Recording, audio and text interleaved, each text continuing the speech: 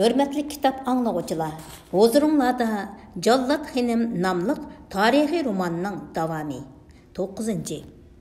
Haftadan beri ordaga bekinib alganicha Qashqar, Yenisardan keladigan hamdamchi qo'shinning yo'liga talmurib, taqati taq bo'lgan Hidoyatulla Eshon. Bugun qatma-qat muasirda qolgan Ostona sepilning ustiga chiqib, kuzatish munorasidan sirtqa nazar tashladi.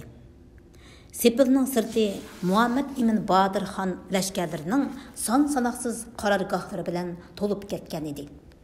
Butunlay jang kiyimi kiyishib, turlik jang qurollari bilan to'liq qurollangan lashkarlar ratlik sap tuzishib, sepil atrofini chorlayotdi. Ularning ruhiy holati to'limi ko'tarangu, bastidan jasorat urg'ib turadi.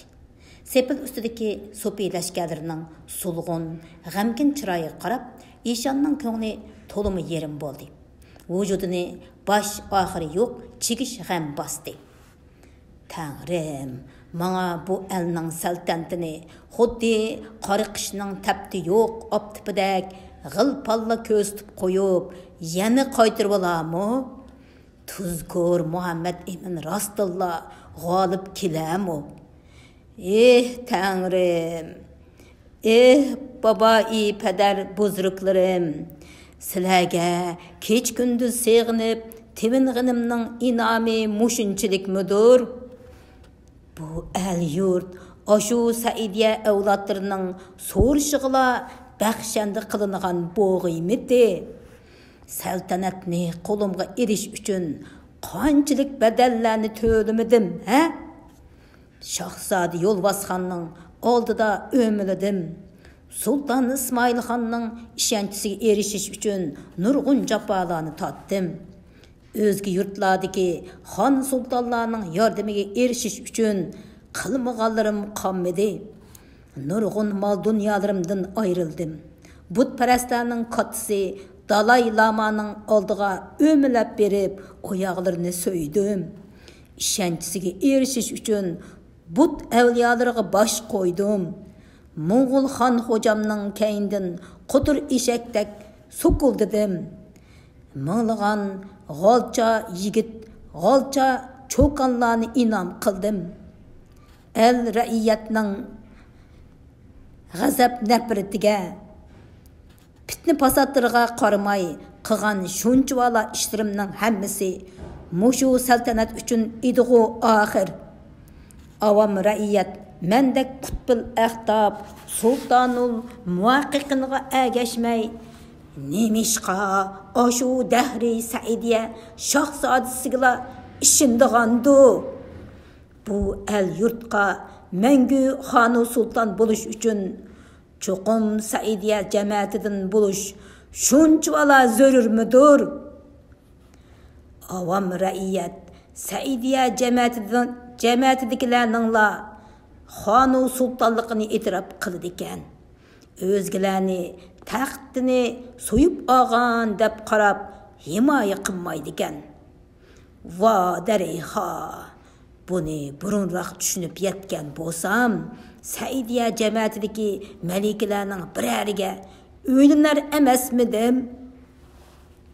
Hidoyatulla Eshon hazratlik xiyollarga asir bo'lg'ach o'rdaga kirdida, o'rda beg'idagi Lalazar qasriga kelib, hech kimni qabul qilmaydiganligini aytib qo'yib, Bekavul amirning ulfatchiligida sharob ichishga boshladi. Orqim-orqa ichilgan, apyun aralashtirilgan kuchlik sharob uni tezli mast qildida, ko'nglidagi xastaliklarni ko'taribdi. Mast vujudini shirin xiyollarga asir qildi. O, Saidiya jamiyatidagi birer malikaga o'ylanish ham xiyolni survidi. Ko'z oldida birdilla yiliqi kundagi jangda bodirlik ko'rsatgan malika Muhtaram Xanimning go'zal jamoli zohir bo'ldi. Bir chin sharbat bilan qo'shib o'tlivatgudak malika ikana kasobat bodirlikni demamdigan dehi. Navada nikohimda ashundaq Saidiya malikalardan birari bo'lsa edi, Shahzoda Muhammad Emin Xonmu bu darajada saltanat da'vosi qilmas edi. avam rəiyyətmu mening saltantimni himoya qilar edi. To'g'ri, bir amal qilib, ashu malikini qo'lga tushiray. İşan xonliq saltantimning tojisiga gul qilib qisay. Ah, Tangrim, shu nozuk badanning visoliga yetarmanmi, ha?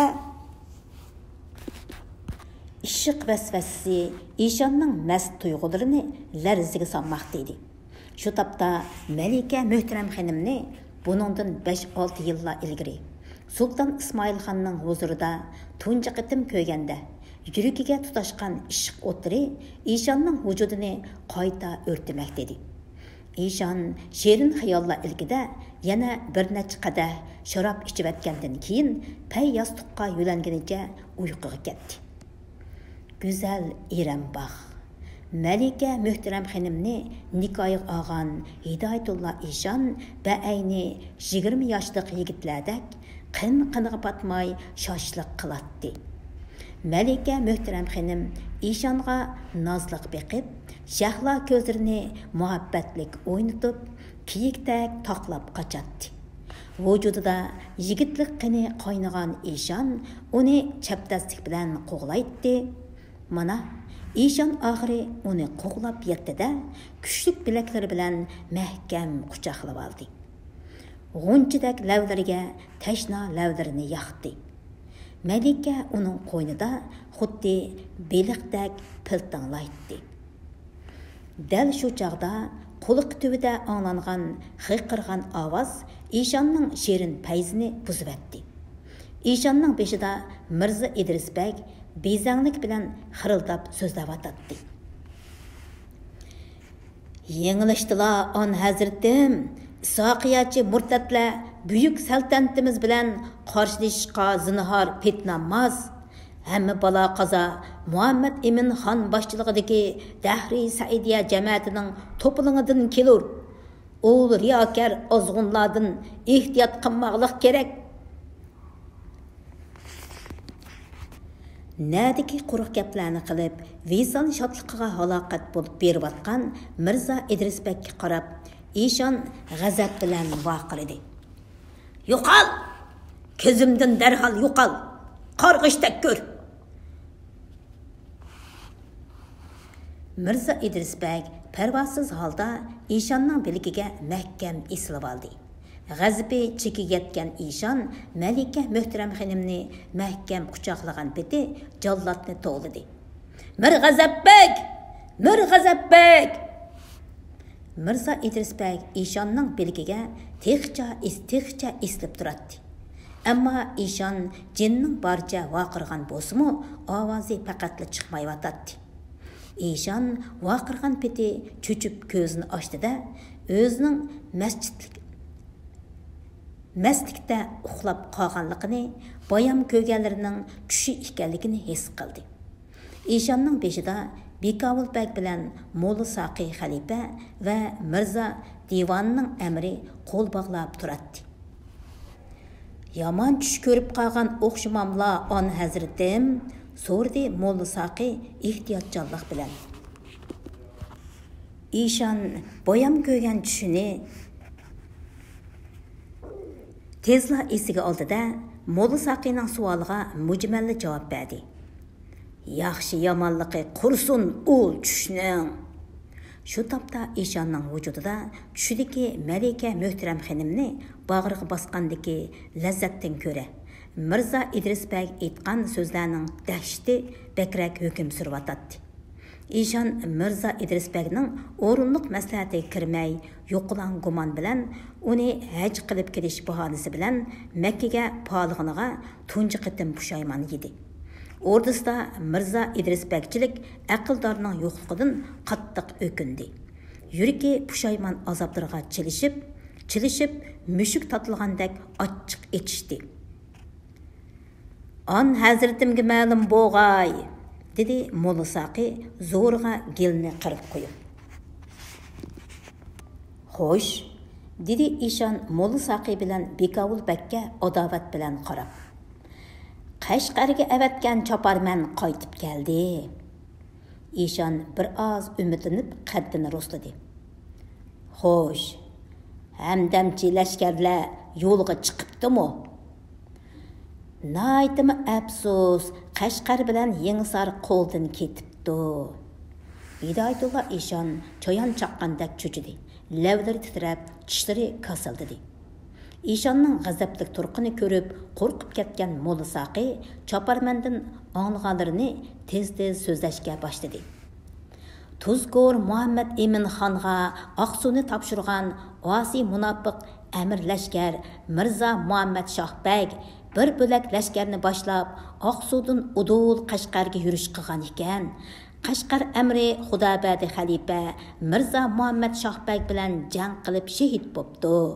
Qashqar lashkarlari Osiylarga el bo'pti. Qashqarni elib Ostoniga qarab ilgirlagan Osiy qo'shiniga Yenisarning hokim begi Mirza Qaraqchibek urushmayla el bo'pti. Hozir ular Yenisar qo'shinlari bilan birlikda Dahri Muhammad Emin xon qo'shinlariga hamdamda bo'lish uchun Ostoniga qarab kelibdi. Bas! dedi ma'lumotning oxirini anglashni xohlamagan Hidoyatullo Ишан qo'lini silkib. Molla Saqi gapini chippida to'xtatib, Hidoyatullo Ишанга qarab texmi bak egildi. Hidoyatullo Ишан ko'zini yumib, xeyli uzoq xiyol surgandan keyin 30 yoshlikdagi qoranchuqdak midir-sidir qilmay o'ri turgan Molla Saqiga qarab zuvon surdi. Bu palak bizdan yüz o'rigan o'xshaydi. Endi qandoq qilmoq kerak? Ey zotil ahtobim! Ишанның tuyuqsiz so'rgan bu savoldan Molla Saqi mugdak uyqusidan uyg'ongandek cho'chib beshini ko'tirdi-da, doduqlabroq javob berdi. Qiblagoyimga ma'lum bo'lg'ay, ahvol bu darajaga yetganda kuchlik yov bilan yog'iy qilmoq ancha oqilonlik emasdir. Koltipanimcha Ostonning sepillari egiz, xandaklari cho'nqur, qovuqlari mustahkam, oziq-tulikimiz yetarlik.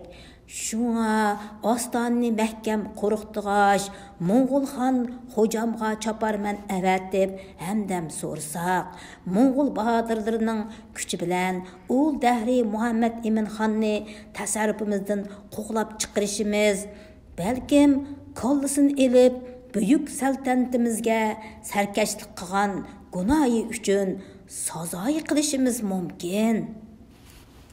Ötkende mushundaq tadbirni ko'rsatgan amirning kollasini odurgan Hidoyatullo Ишан mana endi burniga o'lim purab turganda neri berisini surishti qilib o'tirmayla Molla Saqining tadbiriga qo'shildi. Mo'ng'ul xon xo'jamdan hamdam tilmakdan o'zga amalimizmi yo'qdir, dedi Hidoyatullo Ишан hasratlangan holda. Ve beşini yerden üstün götürmey turgan Mirza Divanbegning emriga qarab buyruq qildi. Mirza Divanning emriga qarab buyruq qildi. Derhal yordam talab qilib, Mo'ng'ul xon xo'jam huzuriga ma'lumot yo'llansin. Ma'lumot hozir yo'lga siling'ay. 10. Namozdigar vaqti. Mo'ng'ul xoni G'aldondan lashkari yordam so'rab yo'lga solgan elchisining Muhammad Emin Bodir xonning chorlug'uchi lashkarlarining qo'liga tushib qilishini Hidoyatullo Ишан zinhor xiyoliga keltirmagan edi. Shu topda Muhammad Emin Bodir xon singlisi Malika Muhtaram xonim qatorliq sarkarlari bilan bargohi olida lashkari kengash o'tkazib Hidoyatullo Ишанның niyati buzilibdi. Ostonni muasirga ilib yetivermay, darhol tegish qilayli. Ushuk harisi o'lar vaqtida oson chaqadigan bo'lib qoladi. Hidoyatullo Ишан hozir bayni ushuk harisi misolidir. U nashtar sanjib bo'g'icha darhol ujuqtirib atganimiz yaxshi. Ostonning sepil qovuqlari ham egiz, ham mustahkam ekan. Agar tegish qiladigan bo'lsak, lashkarlarimizni ko'plab talafotga uchirtib bilishimiz mumkin. Bu mu bir hisobda to'g'ri, behuda o'lim yetim lashkarlarimizning irodasini ojizlashtirib etadi. Oliylari bu tarafni o'ylanib ko'rgay. Agar Ostonni muasirga ilib yetiversak, Hidoyatullo Eshon Mo'ng'ullardan yordam talab qilib, yana elchi mangdirishi mumkin. Baxtimizga yarasha bu navbat elchilarni tutib olganimiz bilan yana bir navbat qo'limizga tushib qolishi notayin. Ul chaqda hamdamga kelgan Mo'ng'ul lashkarlari bilan Eshonning so'pi lashkarlari orasida qiynalib qilishimiz mumkin. Shu topda ikki taraf bo'lib qolgan sarkardalarning qaysisining taklifini qo'llashini bilinmagan Muhammad Emin Bodirxon tanqisliqda qilyotdi. Uningga har ikkili tarafning taklifi yo'lliq bo'lib tuyuladi. U boyatdan beri untinsiz xiyolga cho'kib o'tirgan singlisiga "Qani, sizmi bir nima deb baxmamsiz?" deganni qilib qarab qo'ydi. Akisining maqsadini tushungan Malika Muhtaram xonim darhol xiyoldan bosh ko'tardi-da, yengil yo'tilib bilib so'z boshladi. Janobi sarkardalarning bergan takliflari butunlay o'rinliq. Shundaqdimi, mening boshqacharoq o'yim bor. Bilmadim, taklifim maqbul kelarmikin? Hammaylar Malikaning og'ziga umid bilan qarashdi. Ostoniga hozirlik hujum boshlasak, Mo'ng'ulxon xo'jasiga cheksiz ishongan Hidoyatullo Eshon joylik qilib, osonlikcha taslim bo'lmaydi. Oston sepili mudofialanishga hamda o'qya, miltiq, top o'qlari bilan qarshilik bildirishga to'limi aplik. Mushundaq ahvolda Ostoniga hujum qilsak, behuda chiqim tortishimiz turganlik gap. Ammo shaharni muosirga ilib yetiverganimizning hech qanday ahamiyati yo'qdir. Chunki Ostonining ozuqtiligi mo'l, suyi yetarlik. Ular muosirga xili uzungacha bardoshlik bera oladi. Mush yo'sinda jang qilmay yetiversak, lashkarlarimizning jasorati suslab ketadi. Issiq uy, osoyishlik makonni seg'inib, jangdan ro'y qaytib ketadi. Navada Hidoyatullo Eshonning elchilari G'aldonning dargohiga berib, Mo'ng'ul lashkarlarini boshlab kelib qolsa, ikki yovning o'ttirsida qilishimiz mumkin. Shunga mening taklifim, sarkardalardan birini Hidoyatullo Eshonning elchisi siyaqida yasandirib, G'aldonning dargohiga tezdan mangdirayli-da, hamdamga kelgan Mo'ng'ul lashkarlarining oldini Muzdavonning Aqsu tavasidagi cho'lda to'sib yo'qtayli. Hamdamga kelgan Mo'ng'ul lashkarlarini yo'qotsaqla, birinchidan Hidoyatullo Eshonning tashqi yordamga bo'lgan ishonchisini sundirg'ili bo'ladi. Ikkinchidan, hayvisi sungan Eshondan Ostona ham saltanatni osonla so'yib og'ili bo'ladi. Uchinchidan, Mo'ng'ullarning Saidiya tasarrufini bo'ysundirish irodasini sundirg'ili bo'ladi. Malika Muhtaram xonimning yiroqni ko'rarlik bilan o'tirib qo'ygan tadbiri akisining qo'llashiga erishdi. Kelgusini nazarda tutganda bu bo'ladigan tadbir ekan. Aslida Saidiya bahodirlarining kuch qudratini ko'rsatib qo'ymay turib, Mo'ng'ul aqsuyaklarining parakanchiligidan qutulmoqimiz tas.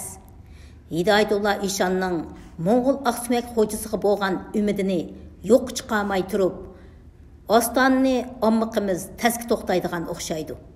Janobi sarkardalar, bu tadbirga nima deydikin?